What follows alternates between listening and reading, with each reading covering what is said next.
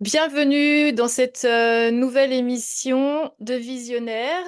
J'ai mon invité qui est déjà dans la salle. Alors, je vous rappelle que Visionnaire, c'est une émission qui est consacrée au leadership féminin.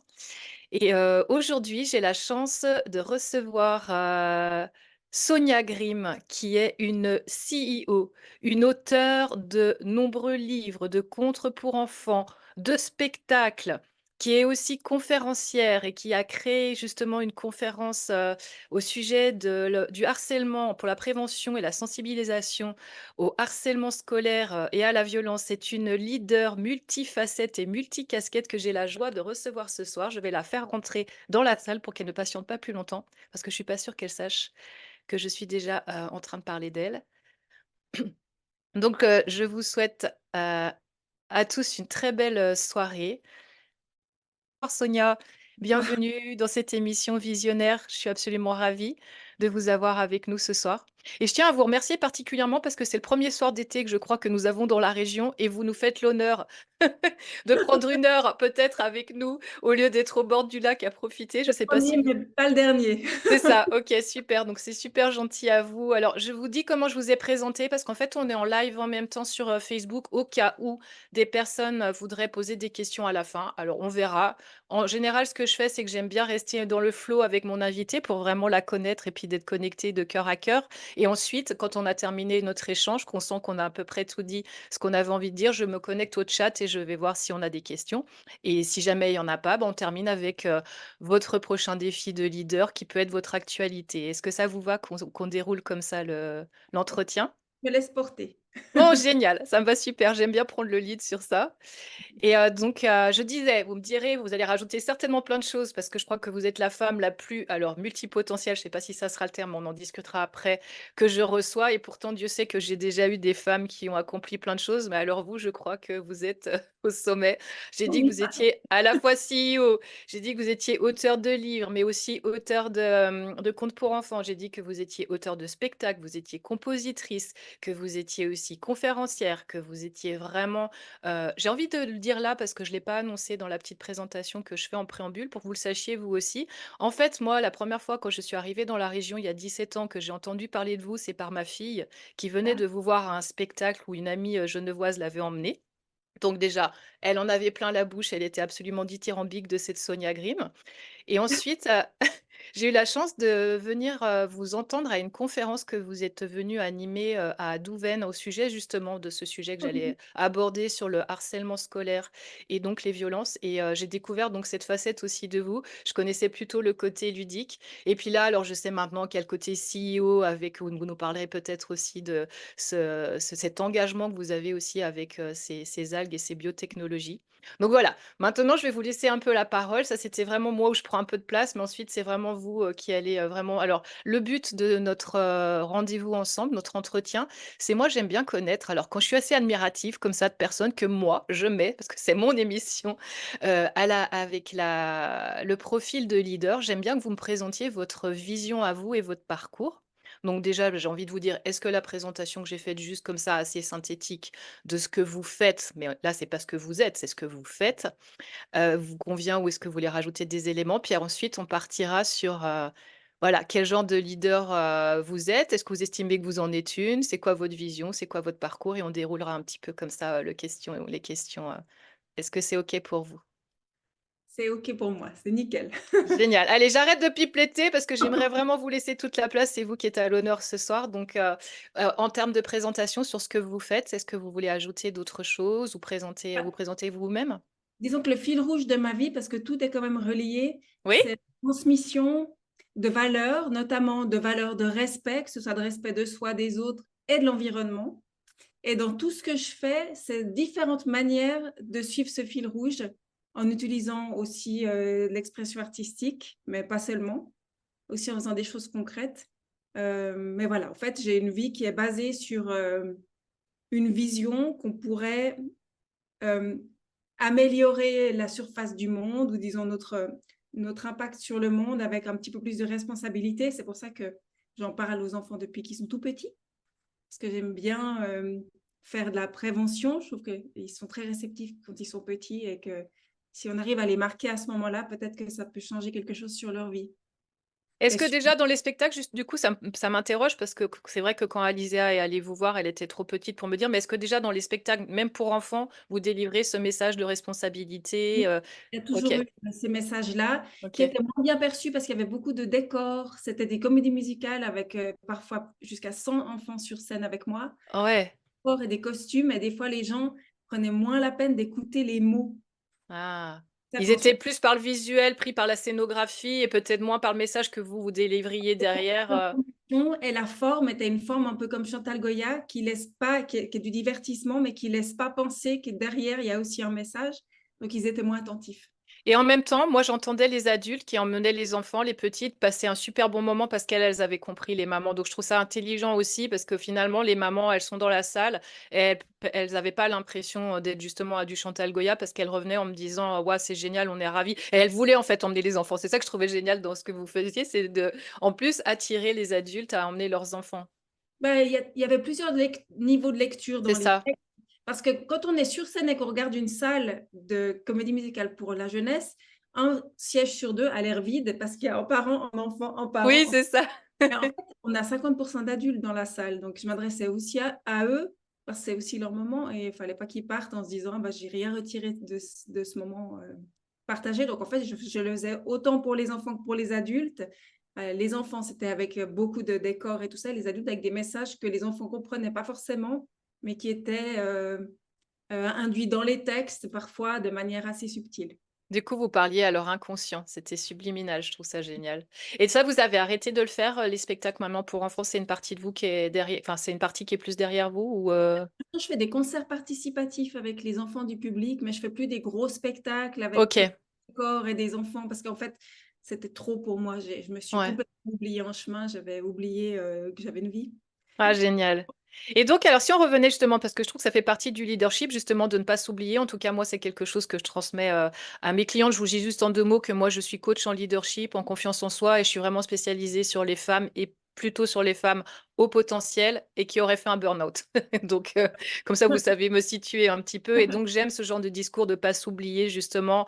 Euh, Maintenant, ça me fait plus peur, toutes ces personnes comme vous qui avez plusieurs casquettes, parce que j'ai compris que c'est une façon d'exprimer qui vous êtes quand vous êtes ces femmes multiples potentielles, multifacettes. J'ai plus avant j'avais ce manque de compréhension parce que moi je suis juste au potentiel, je suis pas multipotentielle, donc j'étais toujours waouh mais ça part dans tous les sens et puis maintenant ça fait 10 ans que je fais le métier et justement j'apprécie et j'aime bien faire intervenir des personnes qui expriment, comme vous l'avez dit, vous, il y avait la créativité, il y a ce côté scène, il y a ce côté dans la matière, vous êtes très à plein de niveaux, très incarné, très.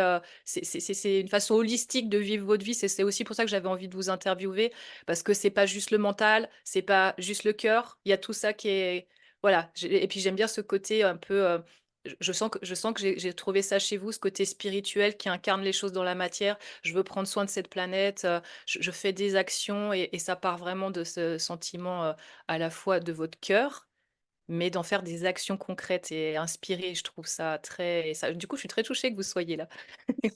Et du coup, j'aimerais bien que vous me donniez un peu votre vision de leader. Est-ce que vous estimez que vous êtes une leader? Et si oui ou non, d'ailleurs, pourquoi, en gros, quoi? Alors, je pense que oui, dans le sens où j'inspire les gens. Et je pense qu'un leader, c'est quelqu'un qui sait inspirer.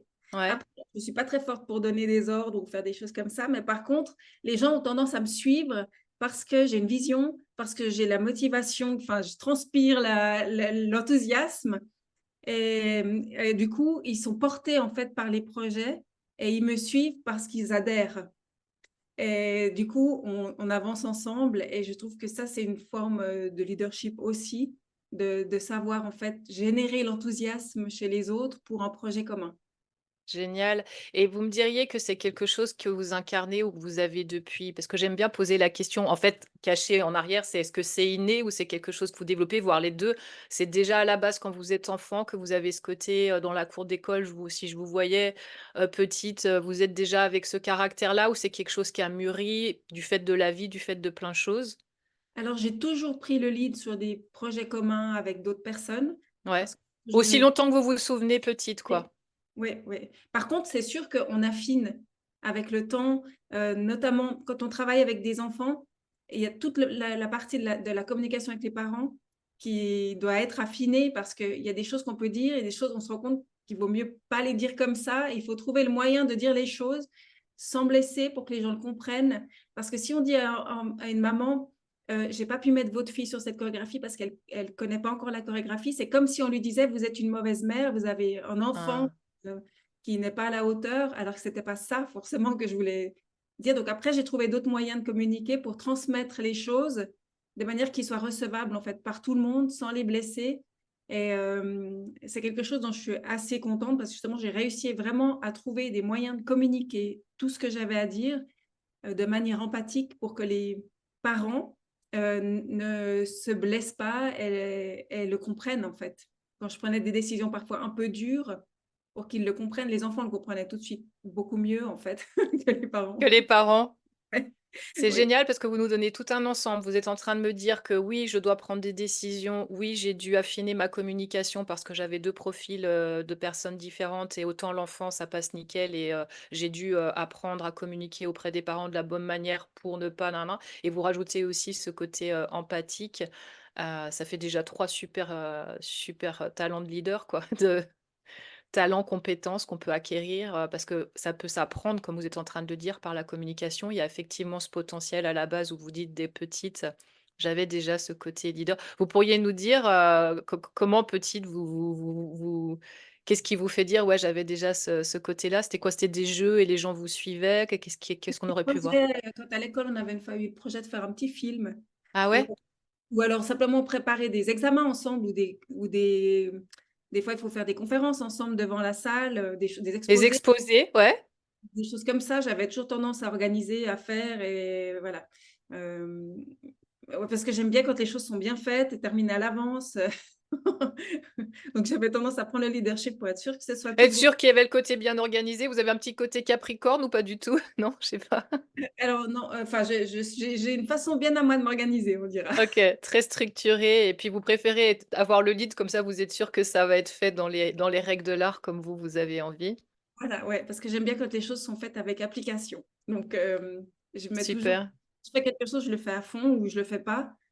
Donc, quand je me mets à fond dans quelque chose, j'aime que ce soit bien fait. Et si je vois que les autres sont à la traîne, je vais les accompagner pour faire mieux. Et puis, ou alors je vais faire à leur place, mais je vais pas laisser quelqu'un tirer tout le groupe en bas. Vers le bas. OK, super. Ouais, donc vraiment, la bonne leader et du coup, votre définition, vous me l'avez déjà dit un peu à travers qui vous êtes. Vous m'avez dit que c'est quelqu'un qui est inspirant, qui donne envie, aux autres de la suivre. Vous m'avez parlé aussi qui sait motiver. Oui, quelqu'un qui a Heu, une vision. ah oui, Et la vision, vous c'est vrai que vous l'avez précisé, que c'est ça qui va emmener les autres selon vous? Ouais, oui, pour qu'il y ait du sens, parce que dans le mot vision, j'entends le mot sens. Et je ouais. trouve que c'est le sens qui va motiver les gens. Et le sens et la cohérence. Sens et cohérence, OK. Ouais, ça veut dire que ce que je fais doit être enfin, ma façon de le faire doit être cohérent avec mon but avec ce que je cherche à faire. Par exemple, si je parle aux enfants de respect, bah, je vais respecter tout mon entourage, sinon ça a aucun sens. Vous allez l'incarner, vous allez faire en sorte d'être ce que le mot qu'on utilise souvent, c'est congruent, c'est-à-dire, I walk my talk, quoi. Moi, j'incarne aussi les valeurs que je défends. Je les incarne au quotidien et quand on me voit faire, on va pas pouvoir dire: «Oh, elle est bien gentille, elle nous donne des leçons, mais tu vu, elle vient de jeter sa clope» ou je sais pas quoi, par la fenêtre ou je ne sais quoi. Enfin, je prends un grand truc, un grand classique, des gens qui donnent des leçons Je pense que sur, je pars du trier les principe déchets. qu'une personne pour être respectée doit être respectable. Être respectable, ouais, super. Et par rapport à votre parcours, parce que justement ce côté le plus flagrant chez vous, alors oui, il y a ce côté leader, hem mais il y a ce profil de femme, vous savez, souvent on va avoir alors c'est peut-être moi qui ai une croyance et je c'est tout à fait OK, que, vous pourriez vous adresser à un seul profil, donc c'est les enf ça pourrait être les enfants. Vous, vous diriez que c'est votre vision du monde entier, cette vision assez, globale qui fait que autant les enfants, autant là aujourd'hui avec, l'entreprise que vous avez, d'ailleurs vous m'en parlerez de cette casquette aussi, CEO, PDG, autant, la sensibilisation à la violence et au harcèlement, vous m'avez dit qu'il y avait ce fil, conducteur, mais quand même enfin, vous avez le même nombre d'heures de par jour que nous, quoi. Comment vous organisez enfin, vous voyez, je veux bien qu'il y ait une vision, je veux bien qu'il y ait des envies, des désirs et ce serait génial d'y arriver, mais vous arrivez carrément à le faire et ça m'intéresse un peu que vous nous expliquiez un petit peu et d'où ça vient et le comment à la fois, quoi, l'origine et le Parce que je trouve pas ça évident à mettre en entier. J'ai la chance de travailler, en tout cas pour tout ce qui est artistique, de manière très inspirée. Donc, OK. que ce soit une chanson ou quand on a écrit le livre ou, quand j'écris une chanson, un spectacle, un livre, quand je crée, ça coule tout seul. Donc en fait, ça va très vite. Ah super. Pas besoin de passer des heures et des jours à Tout de suite connecté, au divin. oui, un spectacle, je peux l'écrire en une journée, en fait, ça me prend pas 3 mois. C'est génial. Parce que quand ça vient, c'est que c'est prêt à C'est venir. mûr, c'est mûr et vous êtes prêt à accueillir, du coup, vous avez juste à le laisser descendre et à le ah, c'est génial et pour les autres, toutes les autres J'ai choses une que très vous forte capacité de concentration. Donc, quand je fais quelque chose, je le fais à fond, donc ça va vite. Parce que je me laisse super. pas distraire. Je peux très bien me plonger dans quelque chose, puis lever les yeux 4 heures après, puis dire: «Ah mince, c'est 3 heures, j'ai oublié de manger». OK, Mais j'aurais avancé, disons. Et j'ai beaucoup de, j'ai une grosse force de travail. OK, Je travaille, de manière, constante. Je travaille beaucoup. ouais. Je vais aussi faire des tâches répétitives sur le long terme sans m'épuiser, sans me lasser, sans perdre, le courage. C'est génial et ça pourrait, je trouve que c'est vous faites partie des personnes dont j'aimerais bien connaître un petit peu. Je trouve que ça super aidant un peu votre routine. Est-ce que je trouve ça génial quand je vois que tout ce que vous arrivez à mettre dans une semaine, à faire, à créer, peut-être que vous nous racontiez comment vous c'est parce que je trouve que c'est ça aussi une leader, c'est comment vous organisez vos semaines? C'est quoi votre productivité? Je comprends que vous avez un potentiel, ça OK, mais à une personne à qui vous voudriez transmettre, est-ce que vous travaillez, je sais pas, le matin, est-ce que vous suivez votre, je sais pas, votre bio, bah, je sais pas quoi, votre chrono, je sais pas comment vous dire, comment votre énergie, comment elle est, celle du matin, celle de l'après-midi? Est-ce qu'il y a des lundis consacrés enfin, est-ce que c'est très, très, très structuré aussi au niveau de votre emploi du temps? Alors je sais que je suis hyper efficace le matin, Le jusqu'à matin? 15 heures, et après beaucoup moins. Donc je vais faire toutes les tâches qui demandent toute mon attention et mon intelligence le matin. Et Ouais, l'après-midi, je ferai des choses plus, qui demandent moins, qui sont plus des choses à faire que des choses à réfléchir ou à créer. Par contre, c'est rare que je me dise d'avance, tiens, demain, je vais faire ça. J'ai des choses que je dois faire, mais en fait, je fais les choses quand ça vient. Si, par exemple, j'ai prévu d'avancer sur, je sais pas, une chanson, un spectacle, un truc à écrire, et que je suis pas inspirée, bah, je m'éternise pas dessus. OK, Chose de plus facile, de moins créatif. Et quand ça vient, ça vient. Ça fait qu'en fait, je me force pas quand ça vient pas. Et je prends les choses comme elles viennent. Il y a des matins, je suis très efficace sur tout ce qui est très rationnel. OK. Et à ce moment-là, c'est super. Je le fais à fond et j'avance super bien. Et le lendemain, bah, je vais pas le sentir, j'aurais pas envie. J'ai bon, bah, qu'est-ce que je fais? Ah bah tiens, je pourrais écrire une chanson ou écrire un bout de texte pour ci ou pour ça, ou mettre une pensée sur le papier ou quelque chose que j'ai envie de transmettre. Et voilà, donc en fait, je m'écoute beaucoup. C'est ça, vous vous écoutez beaucoup et donc si je comprends bien, si je regardais votre agenda, ça serait pas avec des blocs tout à fait Il posés? y a un rendez-vous que j'ai comme avec vous. Oui? Mais pas des blocs, créativité, telle heure à telle heure, machin, plutôt je sais pas quoi, je sais pas où, le mardi, enfin, soit sur des jours, soit sur des horaires, vous fonctionnez pas comme ça, c'est Si intéressant. le matin je suis fatiguée, je vais pas faire ce qui était prévu ou ce que j'avais pensé peut-être faire la veille. Je vais me consacrer à quelque chose qui me demande moins d'énergie ou moins de créativité. Puis le lendemain, je serai en pleine forme. Alors là, je me mettrai à fond dans. Je m'assieds, puis ça va couler tout seul, puis ça va se faire tout seul. Donc voilà, Alors je me. si c'est pas à la journée, à la semaine, comment ça fonctionne pour vous, tous les projets que vous arrivez à mettre en place? C'est, plutôt avoir une vision, c'est quoi? Un truc à long terme et puis du coup, vous arrivez à voir en petits morceaux comment ça se passe ou pas forcément? Je sais pas comment vous expliquez, comment vous mettez en place? J'ai compris pour l'histoire d'un spectacle, parce que c'est créatif et comment l'inspiration vous vient. Par exemple, peut-être parlons de votre côté PDG. Ça, c'est quelque chose qui occupe, combien de votre temps et votre semaine, comment vous l'organisez? Ça fait passer peut-être pas des horaires comme un salarié qui arrive à 9 heures, 18 heures. Enfin, je sais pas comment ça se passe pour vous? Non, bah, Comment vous alors le pour le moment, c'est un petit peu moins que du mi-temps. ouais, Donc je l'organise sur ma semaine en fonction des besoins. Parce que tout d'un coup, d'accord, un jour, on aura une urgence, on va le faire. Je vais passer la journée dessus, donc je vais laisser tomber tout le reste. Et d'accord. ensuite, le lendemain, du coup, je le ferai peut-être pas du tout, ou tout d'un coup, je le fais pendant 1 heure parce que j'ai un call à faire.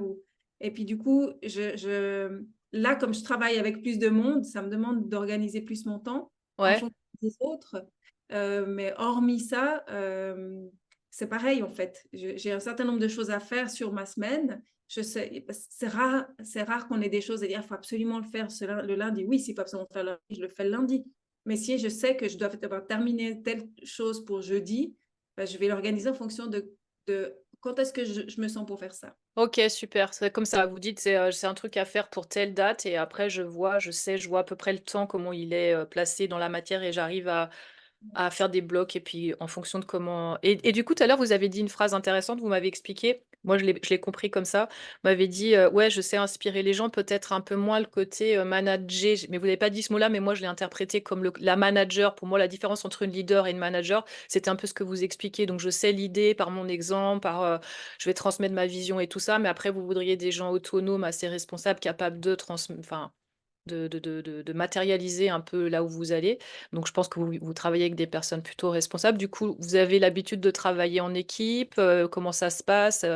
Justement ce leadership, vous dites que là, vous êtes un peu plus nombreux, par rapport à l'entreprise. Là, ça change parce que toute ma vie, j'étais entourée d'artistes, de Oui, danseurs, oui, c'est ça. de spectacles ou de techniciens de spectacles. Et c'est un monde qui est très joyeux, Ouais, qui est très. En fait, on s'amuse tout le temps en travaillant. C'est des gens qui sont passionnés par ce qu'ils font. oui, Là, bah, quand on travaille dans les algues, je collabore avec des gens qui sont des scientifiques, ouais, qui ont un profil complètement différent du mien. oui. Eux, ils ont appris très, très bien une chose, ils le font à merveille. Ouais, expert là-dedans, ouais, mmh. C'est assez restreint comme vision. Ils connaissent pas forcément ce que c'est que le commercial, ils connaissent pas forcément le reste ou la communication, puisqu'ils ont beaucoup étudié. Donc, voilà, en fait, je pense que dans le leadership, il y a aussi la capacité de trouver des gens qui font très bien ce qu'ils font, mais pas leur demander de faire ce qu'ils ne savent pas faire bien et de laisser à chacun faire ce pourquoi il est doué et ce qu'il aime. Ouais, Aussi. s'entourer d'experts, mais aussi qui aiment ce qu'ils font, ils sont experts et en plus ils prennent plaisir à le faire. Et comment vous êtes arrivé justement dans cette aventure-là? Par rapport à ce côté, de tout ce qu'on a discuté, ce côté créatif, on sent que ça vous anime, mais on sent que vous avez aussi, la même joie à nous parler de ce projet-là. Il est plus récent celui-ci? Alors, il est en train de démarrer maintenant. Ouais. C'est quoi le nom? C'est Algatech, c'est ça? Algaltech, oui, en Ouais. fait, ce qu'Algaltech est en train de mettre en place, c'est Oui? alors, dans les Caraïbes notamment, mais dans le reste du monde aussi, il y a une algue Ouais. qui s'appelle Sargasse qui pollue, Oui. qui, quand elle se décompose, dégage des gaz polluants. Et c'est une vraie pollution qui se multiplie maintenant à cause du climat et aussi à cause des polluants qu'il y a maintenant dans l'océan qu'il n'y avait pas avant. OK. Et on a trouvé le moyen de pouvoir les récolter et les transformer en autre chose en extrayant l'arsenic qui est à l'intérieur. Parce Ah, qu'on c'est de peut l'arsenic? Ouais, c'est intéressant. Ouais. pas en faire du fertilisant, on ne peut pas le réutiliser à cause de ça. Et en OK. Suisse, on a une entreprise qui est des scientifiques qui ont trouvé le moyen de le faire. Donc voilà, donc on va travailler avec la Guyane française pour essayer de trouver le moyen de pouvoir les récolter et les transformer en des composants qui soient vendables pour pas que ça coûte trop cher à la communauté de devoir traiter cette pollution. Ouais, j'ai juste pas compris après en quoi on peut les transformer qui soient intéressants. J'ai bien compris tout le En f composants, par exemple des pigments ou du sucre. d'accord. Et Voilà. pour le coup, ça, il y aurait pas le côté justement, toxique ou néfaste, quoi? Voilà, on extrait ce qui est toxique et ensuite on divise ce qui reste en différents composants qu'on peut revendre séparément et ça finance le ramassage. Ouais, je comprends, c'est génial et comment vous êtes arrivé à ce projet? Qu'est-ce qui a fait que ça vous a attiré l'œil, le cœur? Comment ça je trouve ça toujours intéressant les parcours en fait, quoi. Qu'est-ce qui vous amène jusque-là? En fait, c'est mon mari qui travaille avec une scientifique de l'EPFL depuis plusieurs années. Ouais? Puis, j'ai bien lié avec elle et voilà, elle m'a demandé si j'avais envie de rentrer dans la société et ça s'est fait comme ça. Génial et en fait, votre rôle, il est à la fois d'amener justement toutes ces compétences-là. Est-ce qu'il y avait aussi il y a une partie à la fois investisseur et je m'implique, moi aussi, dans cette partie que vous êtes plus à l'aise à faire? Vous m'avez dit vendre, la com et tout ça, vous faites les 2, c'est-à-dire? Oui, moi alors là, dans ce projet-là, je vais surtout faire l'organisationnel OK. et les différentes équipes, ça s'organise parce que comme j'ai monté des C'est dizaines de votre talent de gérer des personnes. projets avec plein de gens et de savoir orchestrer, j'ai envie de dire, hein? Ouais, Ouais. Ouais, c'est ouais. chouette, super. Bon, bah, je souhaite vraiment, beaucoup de succès à ce projet. Ça m'intéresse beaucoup parce que c'est de l'écologie et que Bah du coup, c'est oui, du sens et moi, comme je suis toujours dans une quête de sens, là, il y a vraiment du sens pour moi. Génial.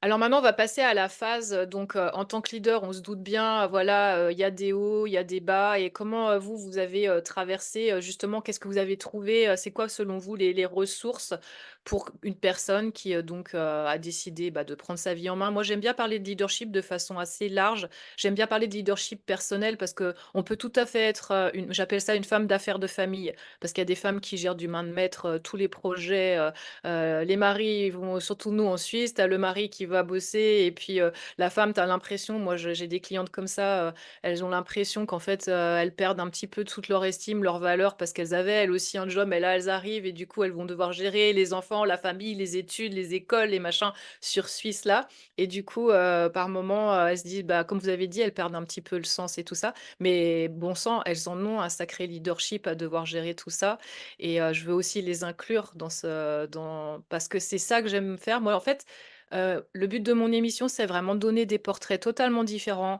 de leadership pour que les femmes puissent s'approprier leur propre version à elles, en se disant: «Ah bah tiens, j'ai bien aimé ça chez Sonia, j'ai bien aimé ça chez Olivia» et en fait, c'est au fond de moi, mais ça demande juste à être vécu en vrai, à être incarné, à être, mis animé, mis en action, vibré et je trouve que le fait de rencontrer je trouve que les histoires en fait, sont, bah, c'est pas à vous que je vais apprendre ça, que les histoires des autres, sont, ben, créatrices aussi pour nous-mêmes, en fait. Les entendre, ça peut allumer un petit truc, faire une petite pépite là et puis vous savez, peut-être faire ce petit millimètre qui manquait pour quelque chose. Donc j'ai envie de dire: «Oui, voilà, vous êtes belle, vous réussissez, tout ça nin mais de dire aussi un petit peu aux personnes: «Bah, voilà, quand moi j'ai eu des difficultés à tels endroits, où est-ce que j'ai trouvé des ressources? Qu'est-ce qui m'a permis de dépasser ça?» Si vous voulez nous donner quelques infos sur, vous, quels sont vos, ouais, vos moyens de rebondir, en fait, quoi.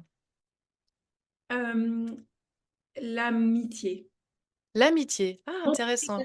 Travailler avec des gens que j'aime, Ouais, parce qu'en fait, comme je suis une hypersensible, ouais, le fait d'avoir des gens autour de moi comme un petit cocon qui sont avec moi, en qui j'ai confiance et quand j'ai des doutes, je peux leur parler et le fait rien que en fait, quand j'ai des décisions difficiles à prendre, je trouve la réponse à l'intérieur de moi. Mais parfois, je manque de confiance en moi.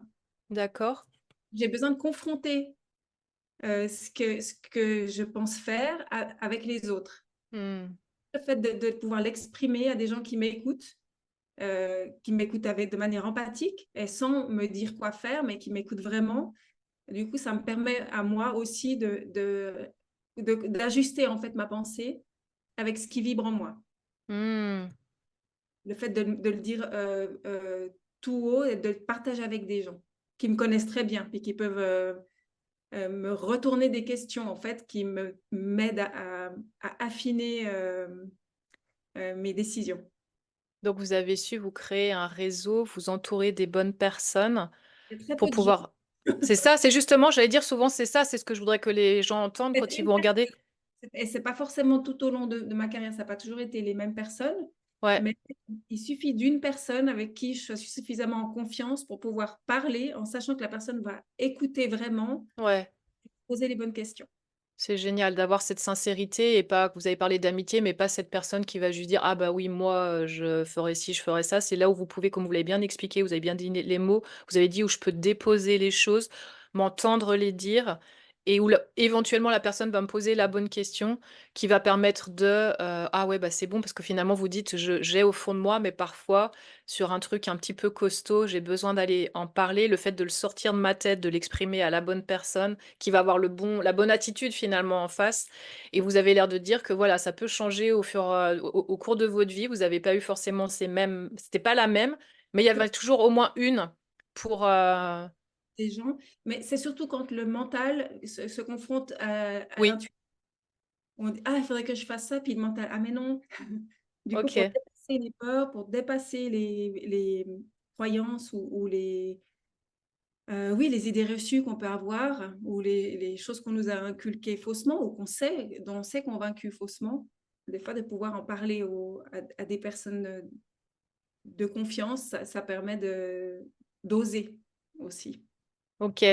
Ouais, ça peut donner aussi cette impulsion. Est-ce qu'il y aurait un moment que vous voudriez partager pour, peut-être, étayer ça, un moment qui a été un défi un peu professionnel pour vous ou peut-être autre, mais restons sur le professionnel? Et plus, Heu, une fois, j'avais dépensé pas mal d'argent pour faire une publicité pour un spectacle. ouais. Et le résultat me plaisait pas. C'était pas du tout ce que je voulais, mais j'osais pas le dire parce que c'était difficile de dire à quelqu'un qui avait créé quelque chose, ah, Ah, du tout ce que j'avais espéré. ouais. Mais en parlant avec une amie, elle me disait, mais toi, enfin, elle me posait des questions. Est-ce que c'est vraiment ce que tu voulais? Est-ce que c'est l'image que tu veux donner? Est-ce que c'est... Je disais, mais non, mais non. Et là, j'ai su en fait que je pouvais pas laisser faire, qu'il fallait que j'intervienne, puis que je dise, ben, je suis désolée, mais c'est pas du tout ce que j'avais imaginé. Ah, super. Quand on est artiste, des fois, on trouve des gens, on leur explique un projet et ils le voient comme nous. Après, paf, tout d'un coup, ça prend forme exactement comme on l'a imaginé. Mais quand ce n'est pas le cas, c'est difficile parce que comme c'est au niveau de la sensibilité, des fois, c'est difficile de transmettre une idée qu'on a enfin, une image qu'on a dans la tête Bien ou un sûr. ressenti, ouais. Et ce qui fait que est-ce que ça alors super, comment ça s'est l'exemple que vous donnez, mais est-ce qui fait que maintenant vous avez pris l'habitude de travailler, ou en tout cas quand c'était nécessaire, de travailler avec les mêmes personnes pour être sûr que est-ce que du coup vous vous êtes dit: «Bon, je vais rester fidèle à ces personnes-là, parce que je sais que ça passe bien entre le concept que j'ai dans ma tête et puis eux, comment ils le mettent, en place?» Est-ce que ça a créé Pas forcément parce que pas j'évolue forcément? et on évolue dans notre vie et les gens qui sont proches de moi aujourd'hui ne sont pas les mêmes qu'il y a 15 ans. Mmh, OK. On a tous évolué, on a tous nos sensibilités et du coup, ben, il y a des moments où ma sensibilité est plus proche que celle d'une autre personne et je sais que c'est à cette personne-là qu'il faut que je pose les questions pour que ça résonne avec ce que j'ai besoin d'entendre pour prendre ma propre décision, en fait. Ouais, ouais, je pensais à l'ami, mais je pensais aussi aux personnes avec qui vous travaillez quand vous avez vraiment besoin de travailler avec des professionnels. Est-ce que vous allez du coup essayer de rester fidèle à ces professionnels-là parce que vous savez que eux, ils sont en capacité d'avoir compris. Et puis vous avez bien compris que l'équipe, la danse, elle se passe bien et que tant qu'à faire, je vais rester, tant qu'il n'y a pas besoin de changer, je vais rester avec cette équipe-là. Très Ouais. fidèle. Très Fidèle, c'est fidèle ça. parce que j'ai besoin que ce soit un petit cocon rassurant. Donc, Ouais, ça doit être des gens que j'aime, bah, du coup, je les garde. ouais, Donc, super. oui, ouais, j'essaie de travailler avec des gens avec qui je me sens bien parce que parce que surtout quand on travaille dans un métier créatif, Ouais. pourtant, enfin, nous, on travaillait avec des enfants. On arrivait le matin dans une salle de spectacle, la salle, il n'y avait rien. Et à 13h30, on jouait un spectacle avec 30 enfants déguisés. Ils avaient tous 5-6 déguisements différents. Toutes leurs affaires étaient organisées. Les décors, on avait déjà répété. Donc, il fallait que ça tourne vraiment. Donc, on n'avait vraiment pas de temps. Enfin, et tout se faisait sous tension. Donc, j'avais aussi besoin de gens. Je savais que les choses seraient faites dans le calme. Parce que Hmm. on est entouré d'enfants, on ne peut pas se permettre de les impacter par notre nervosité. Ah. Donc voilà, donc j'avais une petite équipe qui faisait tout ça avec beaucoup de joie. Et Et c'est on se réjouissait d'aller au spectacle ensemble, puis ça nous fait des souvenirs incroyables.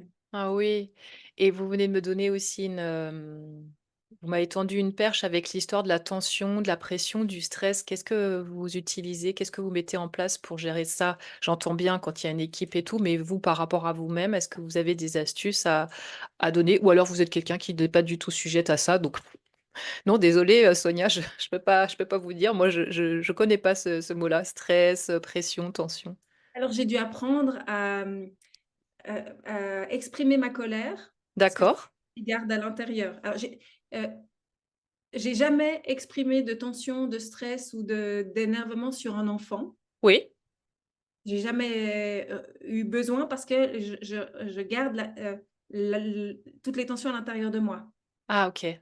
Ça se voit pas sur l'extérieur. Mais du coup, c'est malsain pour moi. Donc, Oui. j'ai dû apprendre à exprimer cette colère seule, quand il y a de la colère ou quand il y a du stress, Ouais. pas la garder à l'intérieur de moi. Et comment vous l'exprimez, vous? C'est quoi votre moyen d'expression? Ah bah, je vais crier. Ah d'accord, donc vous auriez pu me dire: «Je chante fort, je Non, sais non, pas quoi». Le cri. Ah ouais, d'accord, OK. non, peut-être dans la voiture ou une fois quand je suis seule, je laisse sortir toutes les tensions. Ah super, par le cri, parce qu'il y a des gens qui vont utiliser les larmes aussi, vous, c'est le cri. C'est bien que vous le disiez parce que Alors moi aussi, mais voilà, il faut que ça sorte en fait. oui, mais je trouve intéressant que vous le disiez parce qu'une femme qui exprime ça, je vais pas vous rabâcher 20 fois en plus jolie, tout ça. Vous voyez, souvent on va dire aux femmes, «Oui, mais ne sois pas trop lisse, ne sois pas juste dans ce côté, la belle plante, machin, nin, nin» et là, le fait que vous disiez que vous utilisez le cri, vous auriez pu trouver quelque chose, heu, assez élégant avec, vous voyez ce que je veux dire? C'est Parce que pas moi très j'ai élégant, non. non, parce que j'ai des clientes, vous savez, qui vont me dire: «Ah bah, ça se fait pas». Alors on va leur dire: «Faut que tu prennes un oreiller si tu as peur de je sais pas quoi» ou comme vous dites, dans la voiture de manière à ce que et je trouve que c'est génial que vous le disiez parce que vous dites: «Ah mais donc Sonia Grimm, elle crie quand elle, veut exprimer sa colère» et ben je trouve Alors ça jamais très en présence de quelqu'un parce non, que j'ai j'ose pas. compris. Mais oui, mais parce qu'il faut absolument que ça sorte, sinon ça nous rend malade. Ouais, c'est chouette. Vous êtes allé jusqu'à à justement la retenir trop? Est-ce que ça vous crée des soucis de santé ou pas forcément? De votre émotion de pas la sortir? Ou c'est quand même pas allé jusque-là? Bah non, le problème c'est que je la gardais dedans, après ça sortait en larmes. Ah voilà, Donc donc voilà, maintenant j'ai appris à sortir aussi la colère. OK, OK. Elle sort en larmes parce que après ça déborde. Ouais, OK. C'est intéressant que vous parliez de cette gestion des émotions, parce que je trouve que c'est important aussi. On peut pas juste, en tant que leader, se montrer que forte. Vous voyez? Je trouve que c'est important aussi qu'on exprime le côté vulnérable, qui montre que c'est pas fragile, faible ou je ne sais quoi, quel mot ne plairait pas à quelqu'un, aurait du mal avec ce terme-là.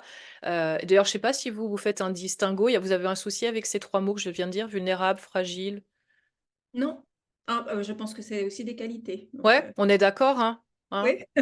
Mais c'est vrai qu'on peut se trouver parfois face à des personnes qui, donc, bah, justement un manque ouais, d'intelligence, c'est pas d'intelligence, mais de gestion de leurs émotions, elles ont pas appris et du coup, tout ça, c'est un grand bazar, c'est pas rangé à l'intérieur et elles vont avoir peur de l'exprimer et comme vous dites, c'est intéressant de dire: «Ah bah, ça se transformait en larmes en fait» et je trouve ça intéressant parce que souvent, on mélange, on sait plus, tristesse, peur, colère, alors qu'en fait derrière c'était bien de la colère qui avait exprimé, mais le fait qu'on pleure, du coup, c'est un peu, ça embrouille un petit peu, ce qui se passe. Non, Donc mais mer c'est se respecter de le faire mmh. parce que, en fait, on a des fois tendance à se mettre des objectifs trop élevés par rapport à soi-même, en fait. On est aussi humain et quand on gère sa propre entreprise ou ses propres projets, c'est beaucoup de tension quand même. Mmh. J'ai par moments, on a beaucoup à porter. Donc c'est normal, enfin moi je trouve tout à fait normal que de dire on n'est pas des surhommes ou des surfemmes et On n'est voilà. pas des machines non plus. Mais alors du coup, vous m'avez parlé de la colère, mais pas forcément. Le stress, c'est pas quelque chose qui vous non, ça va? Vous Je médite beaucoup. la méditation? OK. Je suis beaucoup en introspection dans ma journée, je suis beaucoup à l'intérieur de moi, en fait. Ah, OK. En fait, je me porte compagnie Oui? et je suis devenue j'ai appris, enfin, j'ai dû vraiment travailler, apprendre j'ai appris à être la personne la plus importante dans ma vie. Donc le travail, ça passe après. Oh génial. En fait, tout le reste, c'est ce que je fais et c'est pas ce que je suis et ça j'ai complètement changé la, hiérarchie des choses dans ma vie. Aujourd'hui, c'est mon bien-être. Par exemple, si j'ai quelque chose qui me perturbe, qui me crée un mal-être, je vais tout arrêter et je vais gérer ce mal-être, Ah. je vais le transformer avant de faire quoi que ce soit d'autre parce que c'est trop important, en fait. C'est génial ce que vous donnez comme clé pour quelqu'un qui entendrait et qui serait comme ça, parce que souvent on se trompe dans, comme vous dites, la hiérarchisation des choses à on va gérer peut-être le business en un, alors qu'en fait, si nous, là, on prend soin de nous, on va bien, peut-être que la décision et l'action qu'on va mener juste derrière, ça va glisser, ça va être hyper fluide. Mais il fallait comprendre que non, c'est pas: «Je dois absolument faire ce truc-là et puis moi je m'occupe de moi après». Non, inverse, va toi prendre, tes ressources, va connecter à ton potentiel et tu vas voir comme cette action finalement, elle passe super bien, quoi. Pas très souvent contre, les événements. Ouais. Parce qu'on veut absolument avoir des objectifs qui sont Mmh. des objectifs qui ont été mis là par notre mental, mais qui sont peut-être pas ce que la vie va nous amener. Ouais. À force de ramer contre courant, on s'épuise. Donc maintenant, au lieu de beaucoup ramer, Ouais. je mets mon énergie dans ce qui me semble vraiment juste et du coup, c'est beaucoup plus focus. En fait, je m'éparpille beaucoup moins. Oui et je trouve que venant de quelqu'un qui réalise beaucoup de choses, ça a encore plus de valeur parce qu'on pourrait faire ça, mais finalement hem, si c'est au point de plus réaliser des choses et de focaliser parce qu'on peut avoir l'effet inverse. Moi, je connais des personnes qui vont tellement être à l'intérieur et s'occuper tellement de leurs émotions et nin que finalement, elles réalisent plus rien parce que tout est devenu introspection, émotion et finalement le monde intérieur, on pourrait aller dans le travers inverse, voilà, qu'il devient tellement important que finalement, bah, la vie, Mhm. il se passe plus rien à l'extérieur parce qu'on a trop voulu analyser, trop voulu se protéger, trop tout ça. Donc c'est important ce que vous dites, l'un n'empêche pas l'autre. C'est cet équilibre entre les deux, l'action et l'intuition et l'introspection. Vous êtes OK avec ça? Pour moi, c'est complémentaire. S'il n'y a pas l'action, ben, on n'est plus dans la vie. C'est ça. Et s'il n'y a pas l'introspection, on n'est pas dans la vie. Puisqu'on est dans notre tête et qu'on ne crée pas en fonction de qui on est, de nos besoins, de ce qu'on ressent, mais on va créer en fonction de ce qu'on croit ou qu'il faut faire. Et on va être poussé par nos croyances d'enfant, par nos croyances limitantes, par nos peurs, plus que par notre envie, notre joie. Hmm. Et justement, pourquoi vous avez dit croyance d'enfant? Vous vouliez dire quoi par ça? On va être plus... Par exemple, parce que si on nous a fait croire quand on était enfant qu'il faut travailler très dur pour réussir, Ah, c'est d'accord, les croyances là, parce que moi je mettais croyances d'enfant, je voyais les rêves et puis vous veniez de dire la joie, alors je connectais les deux ensemble, je disais tiens Sonia, elle fait pas le lien entre les deux, mais c'est ça, vous voulez dire des choses qu'on nous a, enfin qu'on croit encore vraies maintenant, des trucs qu'on a entendus à une époque qu'on n'a pas remis en question et finalement, ok, ouais c'est on ça a les croyances intégré d'enfant. comme une certaine vérité sans le questionner, en fait. C'est ça, ouais. J'aime bien. Je prends quelques petites notes parce qu'après, j'aime bien faire un petit bilan des choses importantes qui ont été dites au cas où des personnes seraient plus visuelles et liraient plus que d'aller vous écouter. Je fais toujours un petit post. Et du coup, quels seraient les conseils que vous pourriez donner à une femme qui... vous avez déjà donné plein de pépites, mais vraiment dirigé dans le sens là à des femmes qui veulent incarner plus leur leadership. Il y a un conseil qui vous vient.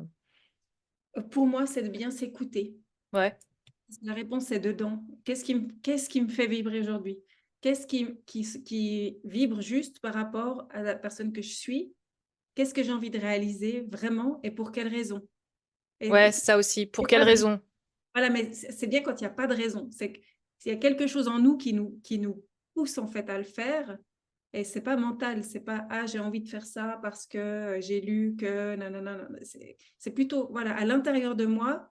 Si j'écoute mon désir profond, qu'est-ce que je ferais et dans quel sens j'irais. Et comme ça, on s'aligne avec qui on est et du coup, on est beaucoup plus incarné, on est mieux dans notre existence en fait, parce qu'on réalise des choses qui sont vraiment alignées avec nos valeurs Hmm. et avec ce qu'on aime faire et ce pourquoi on est doué. Et vous diriez, est-ce qu'il y a une stratégie pour ça? Une personne qui dirait, ouais, c'est bien joli ce qu'elles disent, les filles, là, moi je comprends, mais aligner mes valeurs, mes visions, il y aurait encore une étape que vous arriveriez à dire que vous faites, je sais pas, ou c'est juste tellement évident pour vous que vous voyez même pas ce que je veux dire. Vous voyez ce que En gros, qu'est-ce qu'elle veut me dire, Sonia? Bah que, ouais, aligne-toi avec tes valeurs, avec ta vision, écoute tes désirs, mais quelqu'un qui est... On peut ne plus savoir un moment parce qu'on Ouais. est... Alors, bon, il y a la méditation, mais il n'y a pas que la méditation. Il y a l'habitude de vivre en s'écoutant. Et c'est en écoutant nos émotions, en voyant ce qui nous apporte de la joie, ce qui nous apporte des déceptions ou ce qui nous déplaît. Et c'est en s'écoutant, vraiment en observant ce que ça nous fait, Mhm. on arrive à s'aligner en fait. Ça, c'est plutôt non. Ah non, ça non, là, j'ai pas de plaisir. Ah non, ce Ah. genre de personne-là, je veux plus dans ma vie. Ah non, ce genre de choses, je veux plus. Ah ça, C'est bien ça comme conseil. Pour commencer par là, t'es perdu, on te parle de mots, pour toi c'est des gros mots, valeurs, vision, t'es complètement paumé avec ça, c'est presque l'étape trop d'après. Si on rembobine le film, ce serait de vraiment aller déjà dans ton quotidien, tu ressens, donc finalement c'est une reconnexion à son corps, au oui, message de son corps. une reconnexion à soi-même, à son âme, Ouais. mais aussi en lâchant les croyances, parce qu'en fait, on a des croyances par-dessus de ah non, mais tu peux pas être artiste, on gagne pas sa vie quand on est chanteuse, ou des choses comme ça qu'on peut entendre suivant ce qu'on veut faire comme métier, que nos parents nous ont passé, ou enfin, c'était pas mon cas, hein, mais c'est des exemples. Mais Hmm. par exemple, si quelqu'un a envie, je sais pas, de créer quelque chose, puis on lui dit non, non, il faut avoir un travail salarié, c'est beaucoup plus sûr. Puis elle a peut-être intégré ça comme une vérité, mais d'abord, elle doit lâcher la peur. Elle doit lâcher la croyance qu'il faut un vrai travail et que je ne peux pas vivre de ma passion. Et il y a des fois des choses, alors il y a des étapes où il faut faire les deux simultanément. Mais ce que je veux dire, c'est qu'il faut des fois lâcher toutes ces croyances Et parfois, le fait qu'on a fait 10 ans d'études et que, ben non, en fait, c'est pas ça que j'ai envie de faire, c'est Ouais, pas je vais pas rentabiliser ce truc-là, mais en vrai, ça a servi à plein de choses. C'est aussi aller chercher les pépites parce que si tu as fait autant d'études, il y a plein de choses que ça a formaté dans ton cerveau qui vont te servir pour ce que tu vas faire, mais qui étaient peut-être pas pour le job pour lequel tu as fait des études. C'est important que la personne se dise c'était pas du temps perdu, forcément, parce que souvent les gens disent je me suis planté, j'ai fait ça pour rien. C'est jamais pour rien. Ça a toujours été un chemin en vrai, je pense, même si on a ou fait 10 ans alors d'études. lâcher, la carrière, voir qu'est-ce qu'on met comme priorité. Est-ce que c'est le bonheur? Est-ce que c'est l'argent? Est-ce que c'est la sécurité? Hmm. La priorité devrait être le bonheur. Parce que si on est heureux, bah, c'est qu'on se sent comblé, c'est qu'on a assez d'argent, puis qu'on a assez de sécurité quelque part. Hmm. C'est Si on qu'on a est plus, on est déjà là et après ça arrivera peut-être encore plus, mais déjà se sentir avec cette sécurité et cette abondance-là, ça peut être carrément dans l'autre sens de nouveau. ouais. Pardon. Mais même des fois avec moi, ou plus simplement de vouloir toujours dire, ah, mais quand j'aurai tant d'argent de côté, je serai en sécurité. Non, tu peux te sentir en sécurité en ayant moins, parce que tu as Mm. la foi, ça va bien se passer. Mm. Ça, Ça, c'est un c'est truc. quelque chose qui vous, ça, c'est quelque chose qui vous tient, la foi dans le fait que ça, parce qu'on a parlé de leadership, mais la confiance, ça serait aussi ça pour vous, qui marche bien chez vous, c'est j'ai la foi dans le fait que ça va bien se passer. La foi en la vie, parce que j'ai remarqué que dans ma vie, à chaque fois que quelque chose allait s'écrouler, s'effondrer, bah, quelque chose d'autre naissait. Finalement, la vie m'a jamais laissé tomber. Non, c'est joli, hein. Et justement, parce que ça faisait partie de la question suivante, c'était de vous dire, bah, ça a été quoi votre plus gros défi où vous avez vraiment dû vous sentir leader? C'était quoi pour vous? En 2014, bah, je travaillais avec mon mari à l'époque, qui était mon producteur. Ouais, Et on avait une relation qui était toxique et de violence psychologique. ouais, Et un jour, il m'a violée, frappée. Donc, du jour au lendemain, je me suis retrouvée toute seule à devoir tout gérer parce qu'il est sorti de ma vie. Il a eu un jugement d'éloignement. ouais. On n'a plus pu travailler ensemble et j'ai dû tout reprendre seule. Alors Oui, que c'était pas juste votre mari, c'était en plus déjà le truc horrible du couple, de la femme, ça s'ajoutait le fait que vous travailliez ensemble en plus. Ok, donc le gros défi. et qu'en décembre, on avait déjà réservé les plus grosses salles de Suisse romande. Il fallait que ce soit monté. Et je crois qu'en octobre, on jouait en Suisse allemande. Ouais, Allemand pour la première fois. Donc en fait, il y avait, j'ai dû tout reprendre en main comme ça sans m'y attendre. Bon, ça faisait déjà un bon moment que je travaillais presque seule, mais entre quelqu'un qui travaille peu et quelqu'un qui est plus là du plus tout, là, c'est différent. surtout dans la relation avec les équipes. Ah. Et là, j'ai été confrontée à des gens qui ont essayé de prendre le pouvoir sur moi, parce que j'étais affaiblie à ce moment-là. Et là, j'ai eu beaucoup de problèmes. C'était très difficile, en fait, de reprendre mes affaires et que les gens essaient pas de profiter de ma faiblesse. Et comment justement vous diriez que vous en êtes sorti? Ça a été quoi le truc qui a fait que... Et ça a été catastrophique. Ouais, Moi, j'ai dû changer un peu les équipes. Alors, j'ai pas eu le choix. Enfin, c'est eux qui ils ont vraiment essayé de prendre le leadership sur moi, là, en ouais, ouais, l'occurrence, ouais. faiblesse. Donc, j'ai repris la main sur les choses et je leur ai dit, bah, va-t'en, en fait, si ça va pas. Donc, en fait, dû avoir le courage de m'en séparer au pire moment, ça veut dire au tout début des tournées. Ouais, donc ça, c'est super important ce que vous dites là. C'est d'oser lâcher ça plutôt que de tenir un truc tout pourri, là, de se dire, bah non, eh bah, ça va être peut-être encore plus la merde, mais, mais ok, j'ai le courage. Waouh. C'est parce que Ouais. il y a des menaces de si tu fais pas ce que je veux, je viens pas ou des choses comme ça. Oui, oui, Donc je là, comprends bien. La situation était très, enfin, sale, quoi. C'est malsain. On peut pas avancer là-dedans, quoi. C'est le bourbier. Ok. j'ai Et- plongé dedans en disant, OK, tant pis, il se passera ce qui se passera, mais je peux plus vivre comme ça. Donc, j'ai dû me séparer de certaines personnes au pire moment. Donc, ouais. faire confiance en la vie, que je trouverai des solutions. Et les solutions sont quand même venues aussi. Finalement, Oui, oui, oui. normalement, les gens n'ont rien vu. Le public n'a pas remarqué de différence. Ouais. Et donc, du coup, c'était bien parce que j'allais vous dire qu'est-ce qui j'allais dire votre plus gros, non, est-ce que c'est du coup votre plus grosse fierté? Parce que parfois, c'est la même chose quand je demande à mes invités votre plus gros défi, souvent, c'est leur plus grosse fierté. Est-ce que vous, c'est le cas ou pas forcément? Moi, ma plus grosse fierté, c'est malgré tout, malgré toutes les difficultés qu'on a eues, parce que des fois, monter en spectacle le jour même, c'était catastrophe au niveau. Il suffit d'un petit problème technique et c'est la cata. Les gens, le public est présent dans la salle à 13 heures et on ne peut pas Ah leur dire ouais. 14 heures, on n'est pas prêt. Ouais. Et malgré tout, de jamais avoir fait sentir mon stress ou mon angoisse aux enfants. Oh.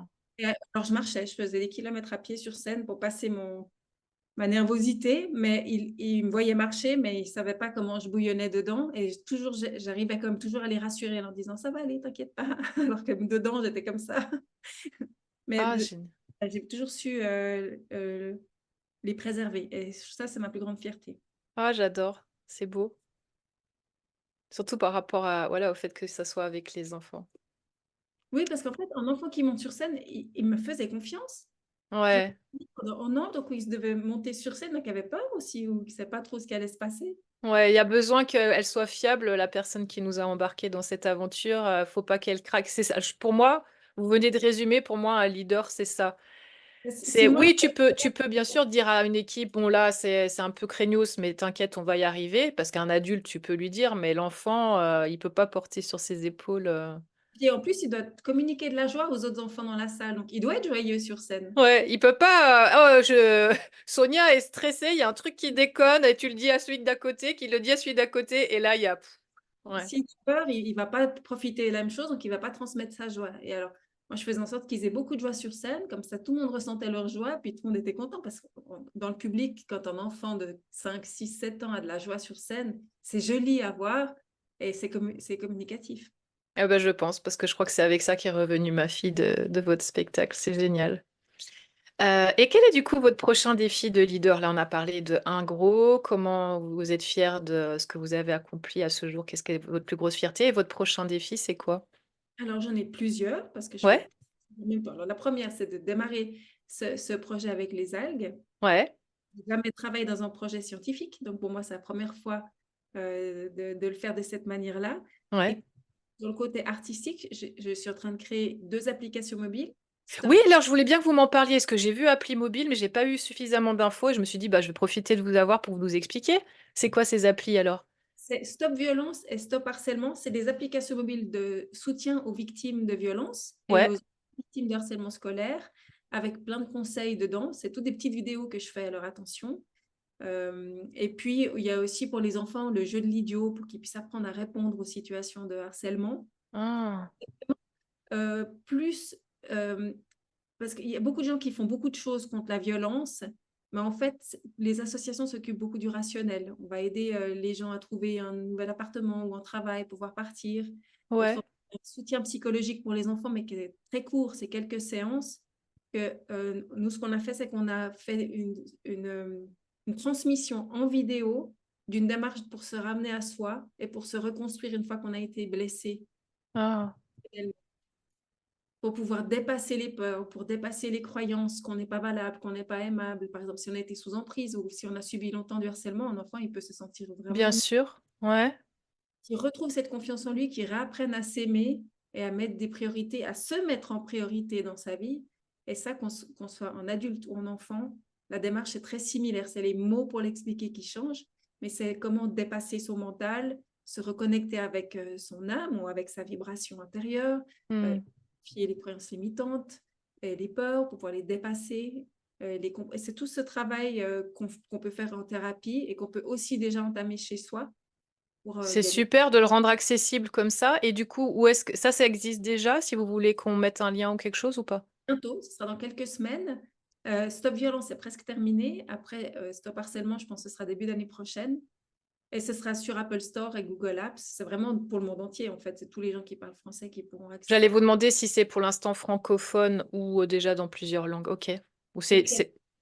Oui, c'est francophone, c'est en français. Et puis, alors, l'autre projet maintenant, c'est d'exporter mes spectacles Ah oui? en France et en Asie et dans le Middle East en anglais. Donc, ça Vous fait l'avez déjà tenté? Vous l'avez déjà fait?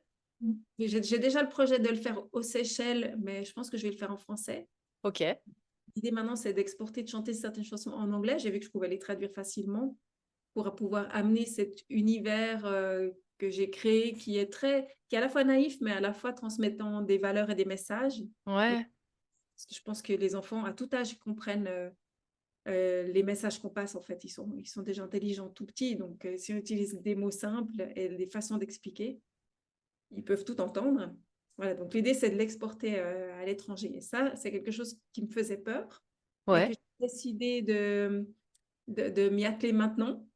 parce que je pense que c'est très intéressant d'aller voir ce qui se cache derrière nos peurs. Souvent, derrière nos peurs, il y a la réponse à ce qui nous bloque dans la vie ou à ce qu'on doit aller guérir. Donc, j'aime bien avoir des nouveaux challenges qui vont aller gratter là où j'ai le plus peur, justement, parce que la vie, c'est fait pour expérimenter plein de choses et pas s'arrêter à ce qu'on croit possible ou ce qui nous met à l'aise, mais toujours se challenger et dépasser, en fait, sortir de notre... Zone de confort, ouais. chercher, voilà, ouais, exactement. Ouais, je trouve ça génial parce que vous allez enfin, j'avais lu une phrase un jour qui m'avait un peu, interpellée, que je comprenais pas, mais que je commence à de plus en plus comprendre, qui disait nos peurs cachent nos désirs et je disais: «Mais non!»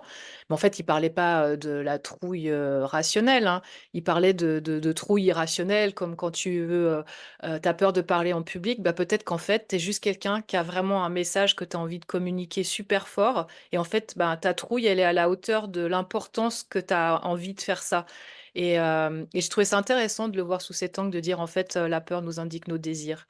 Et c'est peut-être ça en fait, vous allez encore plus vous épanouir, plus, découvrir qui vous êtes en allant faire, ça à l'international et découvrir encore parce que je trouve que la vie, moi, c'est ça, c'est découvrir des facettes de nous. J'ai l'impression qu'on est comme des poupées russes et puis qu'il y a à chaque fois, on découvre encore des choses et que quel que soit notre âge et au début, je m'interrogeais, je disais: «Bon, j'ai peut-être pas assez vécu, pour découvrir encore des choses de moi», mais non, en fait, c'est le but, c'est le but de la vie, c'est d'évoluer et de se connaître. En allant gratter derrière les peurs, justement, on va en fait confronter quelque chose qui nous a blessés pendant l'enfance pour le guérir. Mmh. Ah, c'est intéressant, c'est d'utiliser Oui, il y a le côté guérison aussi, bien sûr. exprès la guérison, parce qu'on pourrait très bien rester chez soi puis dire: «Ah oui, là maintenant j'ai mon petit cadre qui Oui, est». tout va bien, pourquoi aller me mettre encore en situation, oui, inconfortable en vrai, quoi? Oui, Donc alors que d'aller chercher, ça permet de guérir, donc d'évoluer, donc de grandir et continuons de grandir autant que ça peut. c'est une jolie phrase, je vais la garder comme fin. Continuons de grandir parce que je vois justement que ça fait pile 1 heure. Dis donc, vous êtes vraiment le sens du timing, on sent la femme organisée. Continuons de grandir, c'est ça que vous avez dit? Oui, Que c'est je ça. re que je reporte bien vos mots. Bah, écoutez, moi, je vous remercie infiniment. J'ai, en tout cas déroulé toutes les questions que j'avais envie, de vous poser. Est-ce que vous avez quelque chose que vous aimeriez, encore déposer ici avec nous? Hem, Bah, pour toutes les femmes qui auraient des projets et qui, oseraient pas, de se demander qu'est-ce qui les retient et Mmh. vraiment. Parce qu'en fait, peut-être qu'il y a une ouverture, une joie derrière qui pourrait naître si elles arrivaient à à découvrir leurs peurs et à passer au-delà. Mmh. Parce qu'en fait, on devrait tous être leader de notre propre vie et laisser en tout cas personne, nous dire comment faire les choses. C'est en soi qu'il y a la réponse. C'est ça, exactement. Je suis contente parce que je savais pas qu'on était aussi raccord. Je le sentais, sinon je vous aurais pas interviewé. Mais ouais, ça me fait chaud au cœur. Je trouve que c'est plein de très belles émotions et je trouve que ce que vous dites, je le ressens, c'est ce côté, âme, ce côté, cœur et vous êtes une belle incarnation de quelqu'un qui a pris sa vie en main et je vous remercie parce que je suis contente de vous avoir, eu, un moment, privilégié comme ça avec moi et de pouvoir vous faire découvrir sous cet angle assez, simple. J'aime bien les choses en toute simplicité, et je trouve que ça reflète vraiment qui vous êtes. J'ai l'impression que je vois votre âme. Donc je vous remercie de me l'avoir dévoilé ce soir et de l'avoir dévoilé aux personnes. Je vais regarder si on a des questions. On a des personnes qui sont encore présentes, qui disent que c'est très intéressant, qui nous font un petit coucou. Les personnes alors bonsoir, les personnes qui sont encore là avec nous, est-ce que vous auriez une question à poser à Sonia? Que ce soit sur son parcours, quelles que soient les questions que vous ayez par rapport même si elle nous a déjà délivré des choses magnifiques. Aurélia, Cindy, peut-être Aurélie? Bonsoir. Bonsoir. Bonsoir les filles. Oui, je regarde juste si elles écrivent quelque chose dans le chat. Mais je pense qu'elles sont comme moi, elles ont enfin, je peux pas anticiper, je vais pas faire de suppositions, n'est-ce pas? Mais, qu'elles ont été touchées par votre discours, par, ce que vous transmettez, je pense que personne détient la vérité, mais en tout cas, comment vous avez posé les choses, ça, Ça a une jolie vibration. Voilà, vous m'avez embarqué dans votre univers et pourtant vous êtes pas en spectacle, vous êtes pas, dans votre livre, vous êtes pas je pense même d'ailleurs, de Sonia. Oui, il y a 2 Sonia. Si jamais vous êtes intéressé, Sonia a écrit, 2 livres, vous pouvez juste dire les 2. Donc, Parle-moi, c'est celui sur quoi? Et puis le deuxième, c'est quoi? Si jamais, les personnes voulaient vous découvrir un peu. Le premier, c'était Insoumise, autopsie d'un amour destructeur, où je Ouais. raconte ce que j'ai vécu pendant 15 ans, enfin, la violence psychologique, comment on commence dans une relation où tout est merveilleux et comment ça se dégringole et on s'en rend pas forcément tout de suite compte. Et quand on se rend compte, on est déjà bien coincé. Et après, c'est difficile d'en sortir. Et l'autre, Parle-moi, c'est Parle-moi. Donc, c'est pardon, je touche mon ordinateur. C'est une méthodologie pour se ramener à soi-même, Mmh.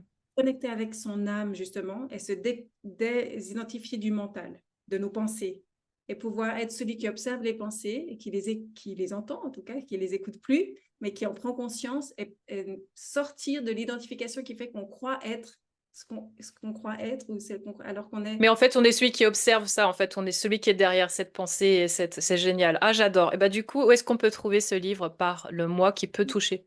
net et dans les librairies, mais en tout cas sur le site sonia-grimm.com. Génial. Donc, soniagrim.com pour les personnes qui ont envie de découvrir.